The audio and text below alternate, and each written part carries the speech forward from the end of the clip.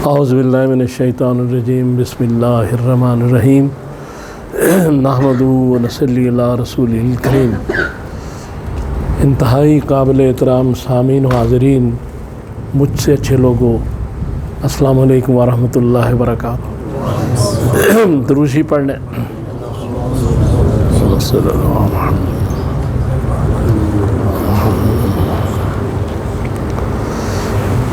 قرآن پاک میں سورۃ الانبیاء کی آیت نمبر 107 میں کہا گیا ہے،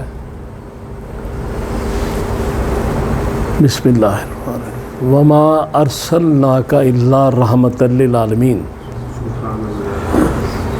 کہ حضور سرور کائنات صلی اللہ تعالیٰ علیہ وسلم کو اللہ نے مکمل رحمت بنا کر بھیجا،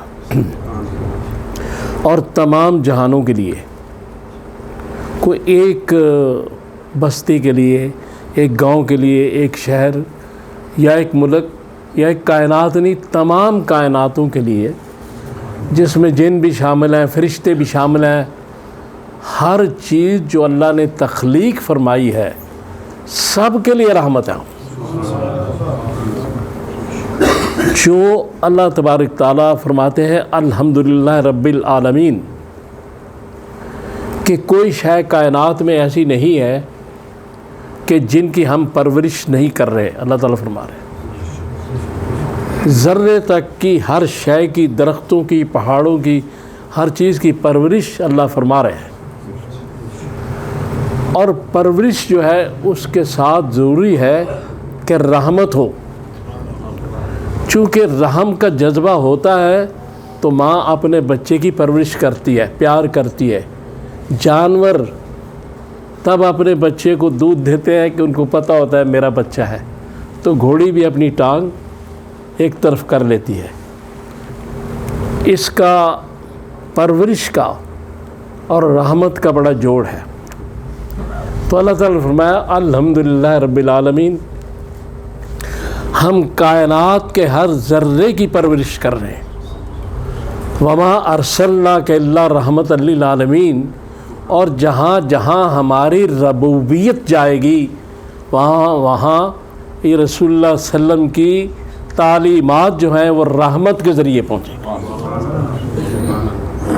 ہر جگہ پر۔ یہ حضور صلی اللہ علیہ وسلم کی وہ ہستی ہے، حضور صلی اللہ علیہ وسلم کا وہ مقام ہے جس کو بیان کرنا کسی کے بس میں بھی نہیں۔ جو اللہ نے بیان کیا ہے وہی ہم بیان کر رہے ہیں۔ تو حضور سرور کائنات وہ ہے کہ اگر آپ نہ ہوتے، رحمت للعالمین نہ ہوتے، تو پتہ نہیں کتنے طوفان نوح اس کائنات کو بار بار تباہ و برباد کر دیتے ہیں۔ کتنے آگ برسانے والے گولے آسمان سے بستیوں کو تباہ کر کے رکھ دیتے ہیں، اور دو پہاڑ اگر مل جاتے تو طائف کا وجود صفحہ ہستی سے مٹ جاتا۔ وما ارسلناک الا رحمۃ للعالمین، جب رحمت موجود ہے تو عذاب کلی نہیں آ سکتا، یہ فیصلہ اللہ کا۔ باقی انبیاء کرام کے وقت عذاب آتے گئے، لیکن اس میں چونکہ رحمت بنا کے بھیجے گئے، اور حدیث پاک میں یہ کہا گیا کہ کافروں اور مشرکوں کے لیے آپ نے بد دعا بھی نہیں کرنی۔ یہ بھی رسول صلی اللہ علیہ وسلم کی رحمت ہے کہ کافر اور مشرک کے لیے بد دعا بھی نہیں، یہ ان کے لیے رحمت ہے۔ کافروں کے لیے، مومنین کے لیے تو رحمت ہی رحمت ہے، جو مسلمان ہیں ان کے لیے تو رحمت ہی رحمت ہے۔ تو ہر شے کے لیے محمد رسول اللہ علیہ وسلم رحمت بن کر آئے، اور حدیث پاک میں یہ فرمایا آپ نے کہ میں مجسم رحمت ہوں، اور اللہ نے جہانوں کے لیے مجھے ہدیہ بنا کر بھیجا ہے۔ یہ آپ کا ارشاد ہے، ارشاد پاک ہے۔ تو حضور سرور کائنات صلی اللہ علیہ وسلم کی صفات نہ تو بیان ہو سکتی ہے، نہ اس میں ہم کسی صفت کو اعلیٰ، کسی خصوصیت کو کم یا زیادہ کہہ سکتے ہیں۔ سب اپنی اپنی جگہ ایک علیحدہ مقام رکھتی ہیں، لیکن یہ بات بڑی ضروری ہے کہ حضور نے جو کام کیے کہ آپ نے آتے ہی اس دنیا میں، اس کے بعد نبوت، ان چیزوں میں آپ نے جتنی بھی پرانی باطل کی رسومات تھیں ان سے لوگوں کو آزاد کرنا شروع کر دیا۔ وہ جو ہتھکڑیاں اور پابندیاں رسومات کی لگی تھیں جو ان کے بزرگوں نے لگائی تھی، ان سے رسول اللہ صلی اللہ علیہ وسلم نے رہائی دلائی اس قوم کو۔ خصوصاً عورتوں کے ساتھ جو سلوک ہوتا تھا وہ ناقابل بیان ہے۔ رسول اللہ صلی اللہ علیہ وسلم نے عورتوں کو وہ مقام دیا کہ کوئی دنیا کا قانون، کوئی دنیا کا چارٹر وہ مقام عورت کو نہیں دیتا جو رسول اللہ صلی اللہ علیہ وسلم نے عطا فرمایا۔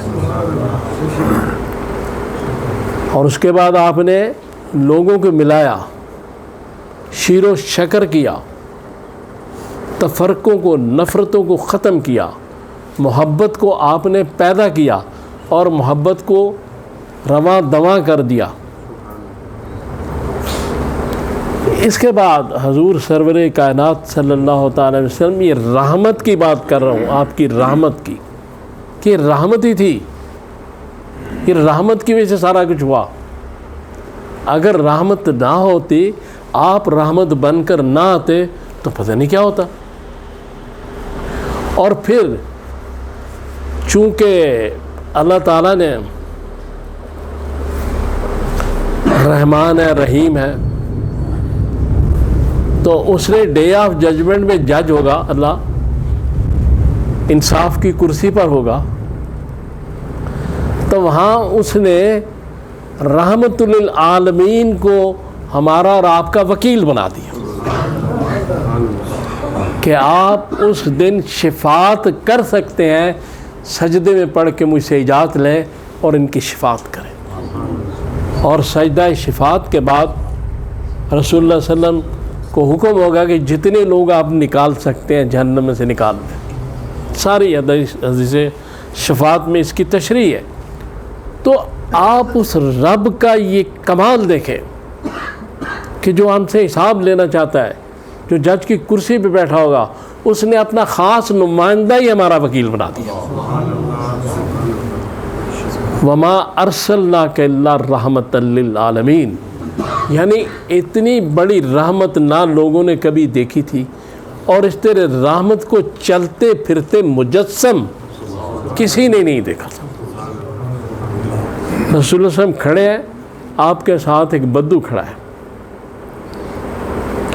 آندھی آئی، جس طرح آج آندھی آئی تھی تھوڑی دیر پہلے، اس وقت موسم بڑا خوشگوار ہے، اللہ کا شکر ہے۔ تو آندھی آئی تو وہ بدو کی گٹھڑی جو تھی وہ آندھی سے بکھر گئی۔ آندھی کا تو کام یہی، تو اس نے آندھی کو گالی دی۔ تو رسول اللہ پاس کھڑے تھے، آپ نے کہا اس کو گالی نہ دو، ہوا کو بھی گالی نہ دو، آندھی کو بھی گالی نہ دو، یہ اپنا کام کر رہی ہے۔ وما ارسلناک الا رحمۃ للعالمین، یہ وہ حضور ہیں صلی اللہ علیہ وسلم کہ آندھی کو بھی برا نہ کہو، آندھی کو بھی کچھ نہ کہو، اپنے کام میں لگی ہوئی ہے، کسی حکم کے تحت چل رہی ہے، کسی حکم کے تحت سارے کام کر رہی ہے۔ یہ چھوٹے چھوٹے جو ہم پہ مصیبتیں، پریشانیاں آتی ہیں، یہ حضور کا کرم ہے اور رحمت ہے کہ کلی عذاب نہیں آ رہا۔ اور جیسے میں نے گزارش کی، سیلاب نو، بے شمار چیزیں، کلی عذاب سے ہم بچے ہوئے ہیں۔ وما ارسلناک الا رحمۃ للعالمین، یہ ہے حضور۔ تو اس کی اتنی میں نے گفتگو جو کی ہے، اس کے بعد یہ کم از کم ہم پر ایک بات دل میں بٹھا لینی چاہیے کہ جتنا بھی ہو حضور پہ درود شریف بھیجا جائے، حضور کو یاد کیا جائے، حضور صلی اللہ علیہ وسلم پیار کیا جائے، اور آپ کی آنکھوں کی ٹھنڈک نماز کو کبھی نہ بھولیے گا، اس لیے کہ حضور فرماتے ہیں کہ میری آنکھوں کی ٹھنڈک ہے نماز، اور حضور نے فرمایا کہ کثرت سجود سے میری مدد کرو۔ فرض، نوافل، یہ نمازیں جو ہے یہ رسول اللہ صلی اللہ علیہ وسلم بہت خوش ہوتے ہیں جب اللہ کی بارگاہ میں سجدہ کیا جاتا ہے، اور اللہ بڑا خوش ہوتا ہے جب حضور پہ درود بھیجا جاتا ہے۔ تو اس لیے گزارش یہی ہے کہ کم از کم 5 وقت اس کی بارگاہ میں حاضری اور رسول اللہ صلی اللہ علیہ وسلم کی حاضری درود کی صورت میں اللہ تعالیٰ مجھے اور آپ کو نصیب فرمائے یہ باتیں، اور جو میں نے باتیں کی ہیں ہمیں اس پہ عمل کرنے کی توفیق عطا فرمائے۔ صلی اللہ تعالیٰ علی خیر خلقہ محمد و آلہ و صحبہ۔